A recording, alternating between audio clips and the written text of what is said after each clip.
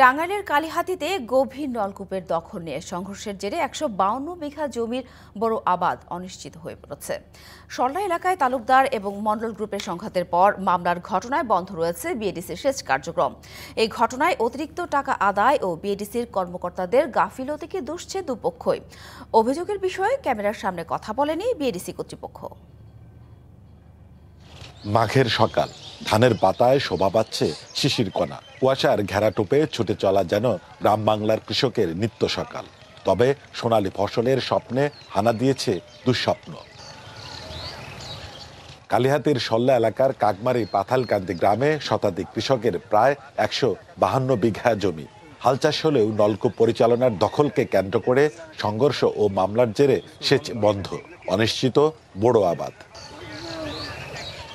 তালুকদার গ্রুপের দাবি, বিএডিসির সেচের আওতায় তাদের ৮০ বিঘা জমি রয়েছে। সেই জমিতে অতিরিক্ত টাকা আদায়ে বাধা দেওয়ায় কয়েকজনকে মারধর করে পঙ্গু করে দিয়েছে মন্ডল গ্রুপ।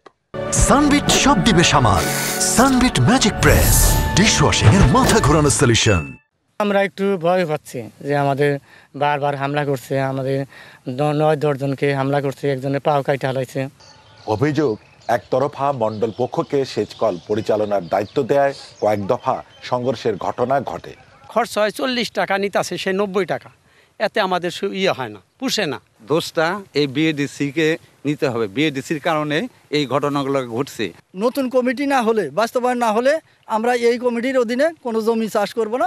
সম্প্রতি সংঘর্ষের ঘটনায় মামলার পর থেকেই পলাতক মন্ডল পক্ষের লোকজন।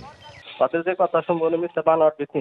সংঘর্ষ হয়েছে, এটা ঠিক আছে, ওই সময় আমি ছিলাম না, আমি জানি, আমি গেছি বাজারে।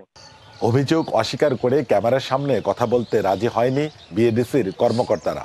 উপজেলা সেচ কমিটি থেকে একটা সিদ্ধান্ত দিচ্ছে, ম্যানেজার পক্ষ মানে নাই। আমরাও বারবার বলছি আমরা সম্মিলিত ভাবে করেন। চার্জ আছে একটা সেচ চার্জ, টাকাটা ওনাদের যে জমিগুলা ওরা ২,৬০,০০০ টাকা উঠাইছে, যে আমরা এটা দিব না, যেহেতু উঠাই না, ওদের এক করে নাই, না দেওয়াটাই স্বাভাবিক। দ্রুত সমস্যা নিরসন করে চাষাবাদ শুরুর উদ্যোগের কথা জানিয়েছে কৃষি বিভাগ। এই জমি নিয়ে তো অনেক বছর যাবত সমস্যা, মারামারির তথ্যটা আমি পাইছি, চাষ না হলে তো এটা সমস্যাই।